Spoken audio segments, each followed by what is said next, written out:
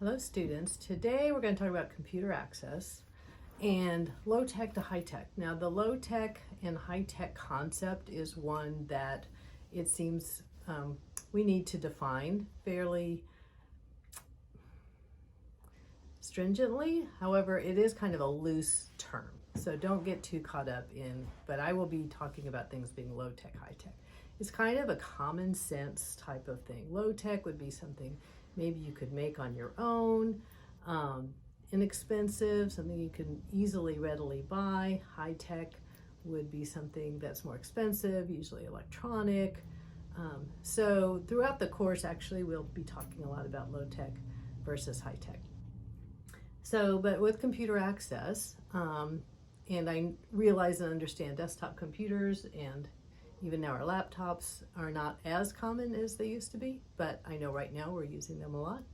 So it is something that we still need access to, although tablets and phones, touch screens are becoming much more popular and actually are somewhat easier to accommodate.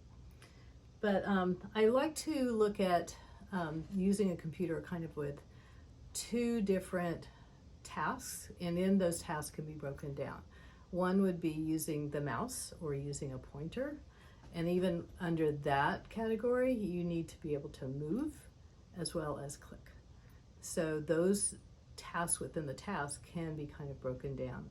The other one is actual data entry or typing or inputting on a keyboard or something like a keyboard. So the reason that's kind of important to think about these as tasks in different activities is because they can be accommodated differently. So we're going to start with talking about replacing the typical mouse, which, as you know, you'd have to be able to hold with your hand, you have to have range of motion and strength to move it, and then some way to click. So imagine that your patient is someone with spinal cord injury, or someone with ALS, or someone with MS, or some kind of problem where they do not have the strength in their hand to do either the movement or the clicking. So we're looking at some options. My favorite go-to is the Kensington Expert Mouse Trackball. And the reason I like it is because it's got this nice big ball, which actually, as you move it, decreases the amount of work you have to do. But I like it because it's also got a nice flat surface, and you'll see there's a lot of mounting kind of things that we can do. So, I get plugged it in. Okay, go ahead and stop for a minute. And low tech to high tech. Now the low tech and high tech concept is one that it seems we need to define fairly stringently. However, it is kind of a loose term, so don't get too caught up in, but I will be talking about things being low tech, high tech. It's kind of a common sense type of thing. Low tech would be something maybe you could make on your own, inexpensive, something you can easily, readily buy. High tech would be something that's more expensive, usually electronic.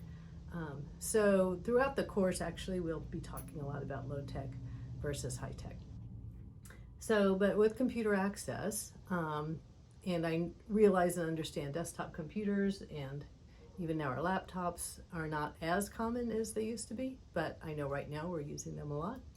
So it is something that we still need access to, although tablets and phones, touch screens are becoming much more popular and actually are somewhat easier to accommodate.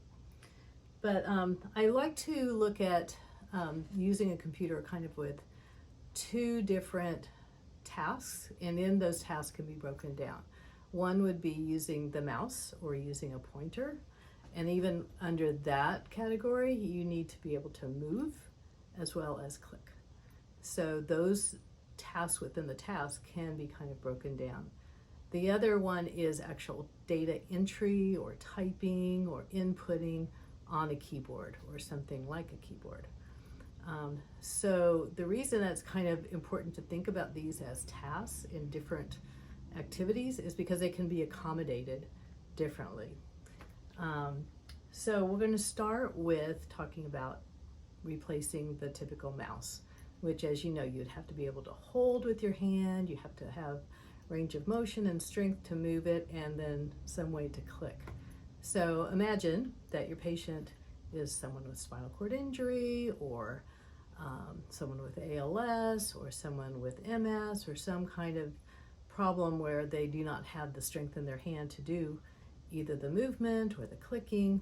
So we're looking at some options. My favorite go-to is the Kensington Expert Mouse Trackball. And the reason I like it is because it's got this nice big ball, which actually, as you move it, decreases the amount of work you have to do. But I like it because it's also got a nice flat surface, and you'll see there's a lot of mounting kind of things that we can do. So, I plugged it in. Okay, go ahead and stop.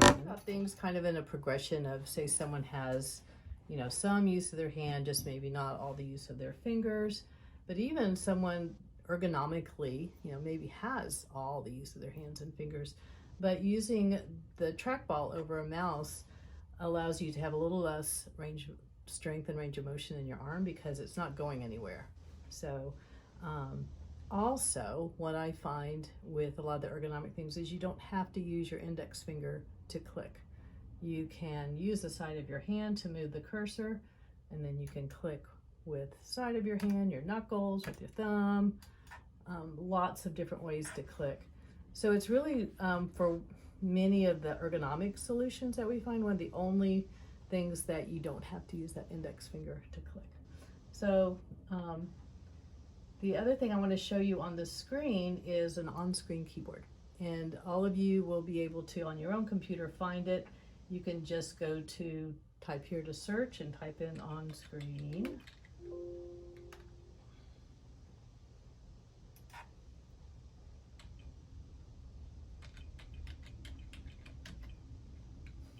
There it is. And you can find it that way. It's also in a lot of other places, but that's probably the easiest. So this allows me to use the keyboard on my screen, just like you have on a tablet or whatever, and using my mouse. So I can type one-handed, I can type by just sitting, laying down, lots of different positions. I don't have to actually use my fingers or hands to type on the physical keyboard. So I'm going to just type the word hello, and you can see there's even some word prediction at the top here. I'm sure there's hello. So I've decreased the amount of keystrokes that I need. Also, visually and ergonomically, I'm not having to look down at the keyboard. I can look constantly up, which is going to help my neck. Okay, so we've got my on-screen keyboard. We've got my Kensington Expert mouse trackball. There's a lot of other trackballs too. I'm just going to show them to you that actually are a little less expensive than the Kensington is about $69 to $89 on Amazon or Kensington. So it's a little more. However, you can program each of these buttons to be a left click, right click, double click, or what do you call drag, that? Drag, like lock, yeah. click lock. Yeah. So there's also a scroll wheel. So ergonomically, this is going to be a lot better than using that finger to scroll, scroll, scroll, click, click, click. So that's a nice feature, and I think it's well worth the money. But like something like this, it's also, I think, made by Kensington. It's like $29. This one I recommend a lot just because it's, again, it's flat on the bottom. It's got this nice, and just the left and right click. You have to be careful not to lose the ball. That happens a lot. This is a really cool little one, but limited kind of applications. You actually hold it in your hand like this, and you can click, and this is like a little thumb trackball. The problem is, I think, is that you have to put it down, use your keyboard, then pick it back up. Unless you're using the on-screen keyboard, it's a little bulky. And then another one of my favorites is the touch pad. So just like on your laptop and you've got the little flat screen touchpad, you can get that separate. So the nice thing is you can put it in your lap, you can put it, you know, lots of different places. And someone with muscular dystrophy or even ALS that doesn't have hardly any strength in their fingers, they could use just a little bit to move the cursor and then click. So those are kind of my go-to mousing options, with again my favorite being the Kensington Expert Mouse. And so we've kind of addressed the subtasks under mousing we've sorted out, you know, movement as well as clicking, but there's one more thing I want to tell you about. So there's a little device called the Swifty, looks kind of like a USB, and if I plug the Swifty in and then I plug in a switch, so this is Jelly Bean switch, and so that's the only way to use a switch with your computer. It's an important thing to know. So now I actually have another way to click. So say I don't have any way to use my fingers, I have spinal cord injury, I can use my trackball or even the regular mouse to move and then select with the switch. I really think that this is kind of a fun activity you could set up if you were trying to work on some bilateral activities. We're not talking about doing that right now, but it just brought that to mind. But I have often set that up for someone that was not able to use their finger to click, but you could use the switch anywhere. You could hit it with your head, you could hit it with your shoulder, you could use all different kinds of switches. So that's how you can take the clicking part out of the problem pile and put it in the solution pile. Okay, so we're going to move on to actually typing data input and go to our keyboard. So there are a lot of different keyboards, and at the end of what I'm talking, I'm going to switch the camera over to let you see. So there's bigger keyboards, little keyboards, there's Bluetooth keyboards, there's keyboards with that make it visually more easy to see the letters. There's Braille keyboards, so lots of different adaptations there. But even just for our patients that are having trouble with using all their fingers to type, you can use something as simple as a built-up pencil. You know, if they can grasp. And the great thing about this is that you could use a washcloth, you could use just about anything to build up.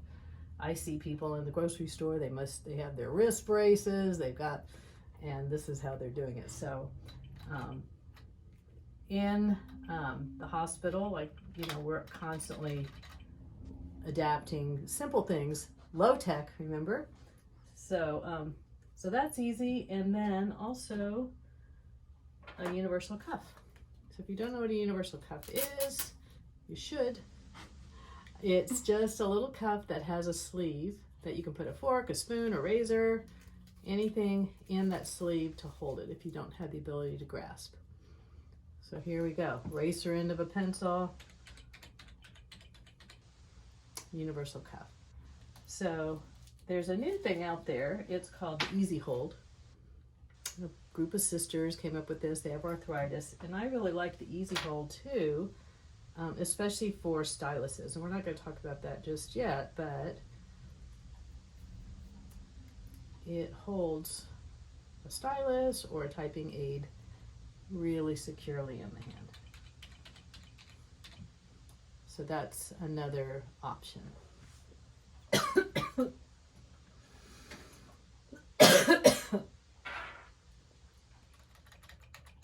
Okay, ready? Yeah.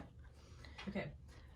There's some commercially available typing aids that are really helpful, and we found even now we can start to 3D print them. You know, you're starting to learn more about 3D printing. So this is one I really like. It's called the Clearview typing aid. So remember we had the universal cuff that would hold it on there. This is something that's a little bit easier to don and doff. And so that's a really nice one, but we have been 3D typing these. Another common one that we use is called the Wanchik. I'm not even sure exactly why it's called the Wanchik. I think that must have been the name of the guy. These have been around forever, and you might look at it and go, how do you put that thing on? Well, it's actually pretty simple. But the nice thing about the Wanchik is that it holds the hand in a more natural position for pointing. So this is actually a Wanchik for typing, but there is also a Wanchik that can hold a utensil. And that's how it was originally. It was a writing aid, but of course now we do more typing. This also is no longer available, or very limited available. Every now and then I can find it, and so we're 3D printing these now as well. So depending on the problem that the person has with using their hands, they may find it easy to have their wrist in a neutral position and type that way. They also really may like this better. So either the actual typing one with the longer piece that can hit the keys, or you could just use that eraser end of the pencil in the Wanchik to type. So for ergonomics, a lot of people find that they're getting the carpal tunnel syndrome because of the use of all their fingers flexing, extending. And so one solution would be to minimize that by either just holding onto a pencil and using the eraser end, or using one of these types of things. So that would, now people don't like that. They don't like to type slow. They would much rather type with their hands or maybe their voice. But I have used that as a solution for people with carpal tunnel before. But more commonly, it's someone with spinal cord injury, maybe ALS, that has some problems with their hands. This one is also out there, commercially available. I'm not crazy about it, but we have 3D printed some of them. And the design is kind of nice. But what I find is you have to kind of position your wrist and extension, and your hand has to kind of fit right over that. So I don't know, I just found some limitations with using this instead of the typing aid or the Wanchik. So if someone cannot use their hands at all, we're going to then be looking at, in another video, access. And if you determine their access method is going to be with their head, their mouth, something other than their hands, then low-tech wise, we can use a mouth stick. And I'm not going to put this in my mouth. There's lots of videos showing people using mouth sticks that you can look up. But imagine me biting this and then typing with it. Now you may wonder, how are they going to use a mouse with their mouth stick? So there's basically two things you could do. You can turn your keypad into something called mouse keys. So by hitting each of these, one of these keys up or down, right or left, it will move the cursor. I've also seen a lot of people use their mouse stick to be able to move the mouse and click. So those are two ways. Mouth sticks are one of those kind of things that we used a long time ago, very commonly for people with spinal cord injury, polio. You know, if someone could not use their hands, a mouth stick was going to be the tool and skill that they needed. Went totally out the window for many, many years with, you know, people's length of stay was shorter. It's all back now. That mouth sticks are a very popular way of using a touch screen. This is actually a mouth stick with a stylus at the end that's commercially available. That's really nice. It's extendable, and it's, the only thing I have found about this one is that this mouthpiece doesn't last very long, but it's not very expensive. This is from Amazon. So it could be used with a keyboard, as well as the trackball, as well as on a tablet or your phone.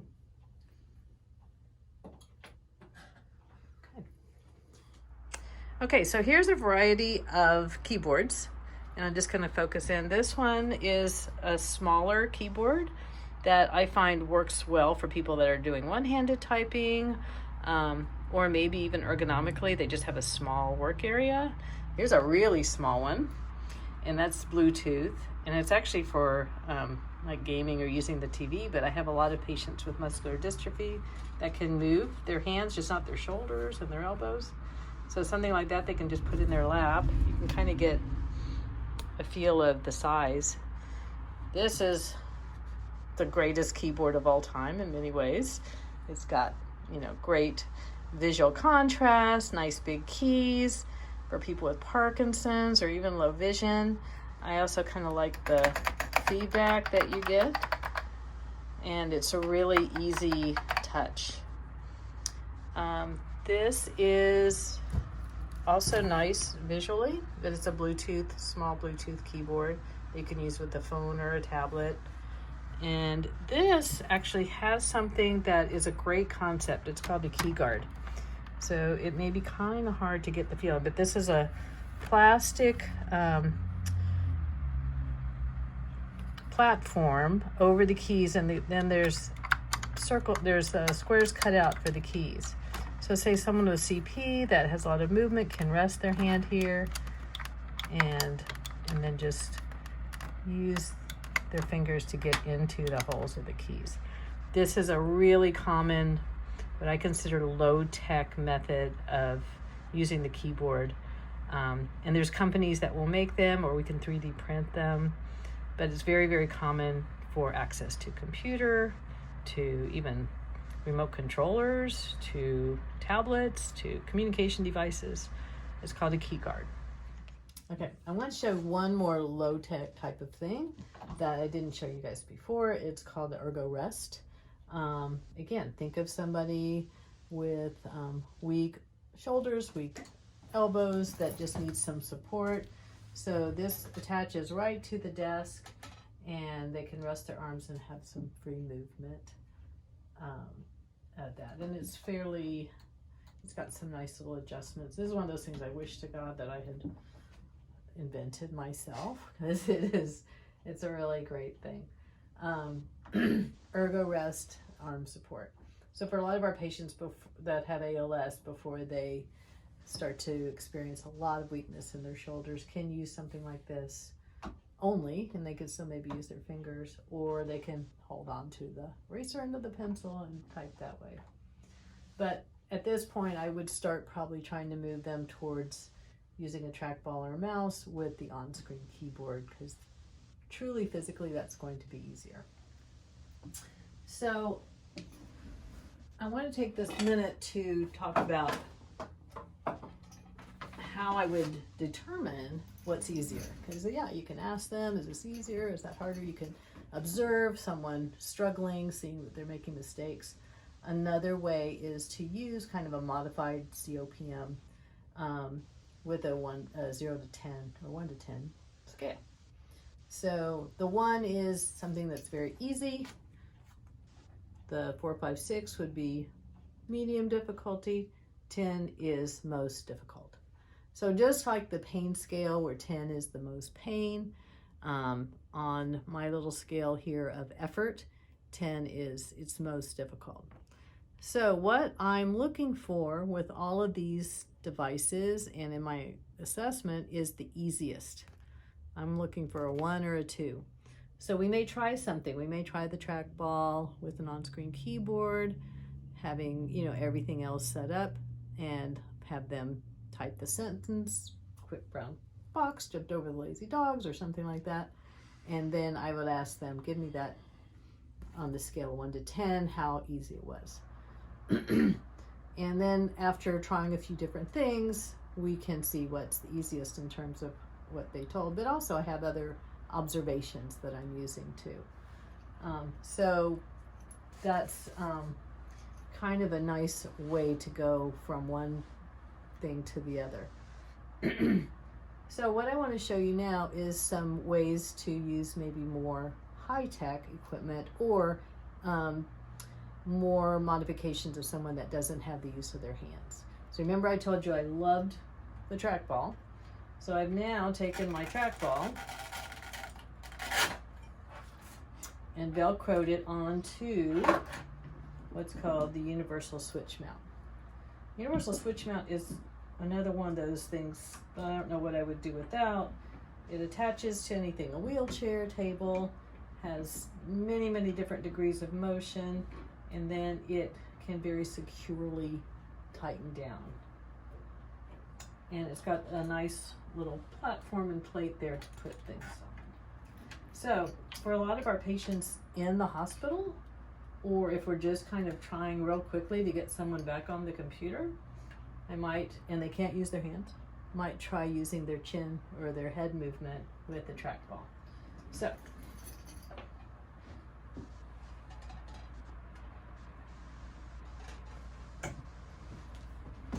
you certainly want to be able to adjust this so that it's within reach of their chin, and make sure that they can move all through.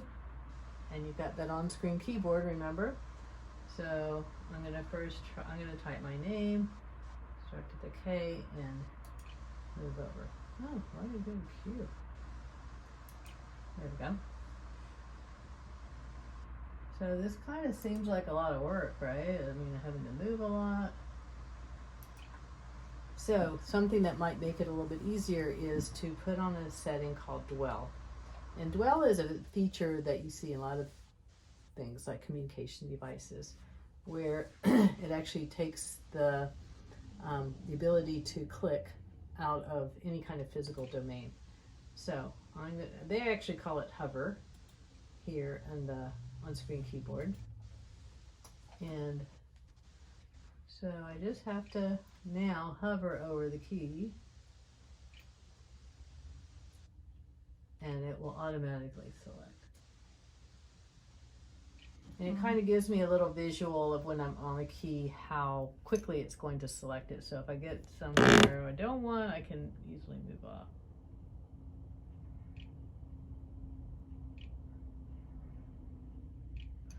So physically, access-wise, this is very low effort. You know, I would give it a 1. Do I like it? Is it fast? Is it accurate? That's going to be subjective and up to the person. But physical effort, it's really low. I'm not having to hardly do anything. So this is a setup that somebody could use while they're in the hospital. You know, I could loan this to them. It's a setup that a lot of our patients with spinal cord injury find they like, and it works for them, and they could move it around, they could take it to school. So, so it is kind of low tech, but it's using their chin and their head for access. So some other ways to do that are more high tech. There's kind of a category of devices called head mounts or head mice.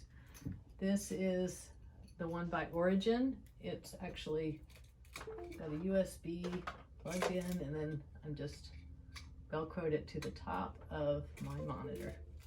So yeah, if I had to use the camera right now on the monitor, I might be in trouble. But there's some other things.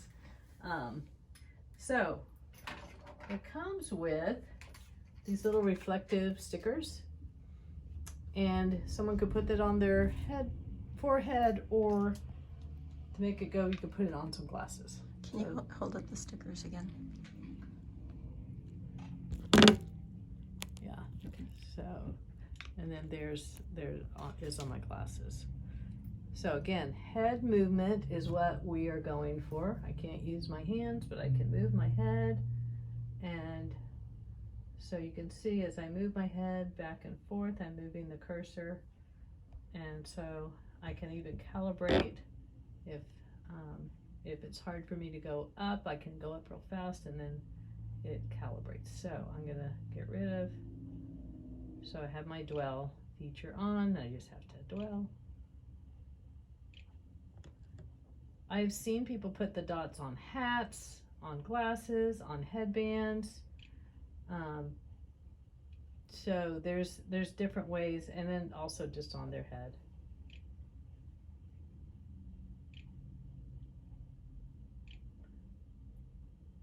I would give this method in terms of effort a 1 or a 2. It's very easy. But again, depending on the control someone has of their head or strength, it may not be as easy for everyone. If they have trouble with the dwell feature, that's just a hard thing to do. Remember our Swifty. It looks kind of like a little USB. And then I have my jelly bean switch. So,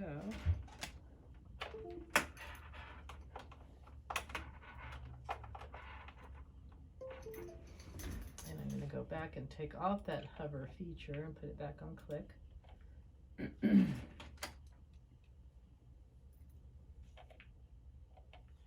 then I could use a part of my body to hit the switch, and now I have a left click.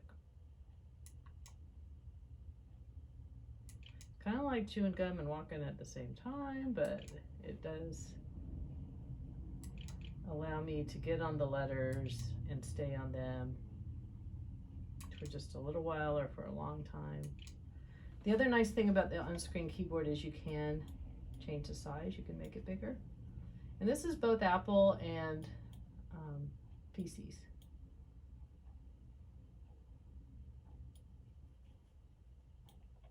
So bigger targets can be a lot easier. So you may be looking at something online and you don't need all that, so you can just minimize it, and it goes down to your little bar there. Okay, so that's head mouse, and like I said, there's a few different ones on the market. And the final thing I want to show you are mouth-driven mice. And the one I'm going to show you is called the Jouse, J-O-U-S-E. And a lot of my students have said, that looks so old school. And they're right, it does look very old school. But a lot of people like this a lot. So you've got kind of like the universal switch mount.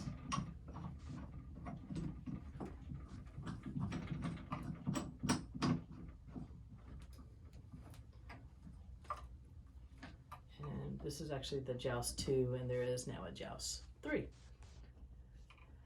So it looks like a joystick. I'm not going to put this in my mouth, but just so that you can kind of see how a person would be positioned. So in my mouth, I can move it around to move my cursor, and then to select, I can sip or puff. So I'm just going to do it with my hand. Oops, gotta plug it in. So I find people that use this have it set up and they just don't move it. So they may be a student, they have their workspace at home. It's not as easy to move around as like that just trackball. It's also rather expensive. Believe it or not, this thing costs about $2,800. Yeah. So there's a lot of resources out there for students to use something like this.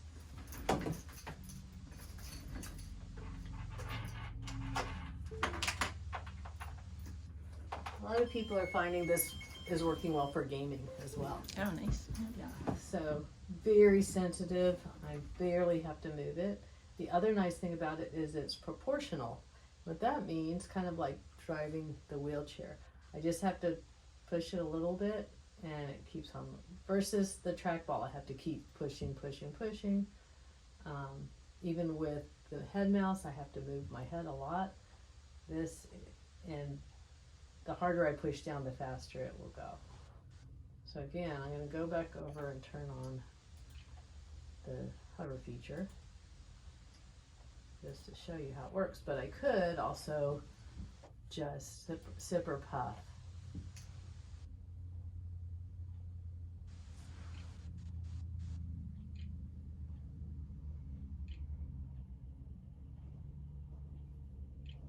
So somebody could use this with their hands, but it's Mhm. intended to be used with your mouth, with the head movement. Many high injuries, high spinal cord injuries, C1, C2, can use this well. You don't really even have to have much head movement, just movement in your lips, movement in your jaw. So it's a very special item, which is probably why it's so expensive. But I have probably had this one for 30 something years, probably. We've had it a long time. They last. So that's what, if you can kind of imagine, going from just a mouth stick, which is something you could make for your patient, or easily figure out how to make, versus something more specialized, so low tech to high tech, and then everything in between. Okay.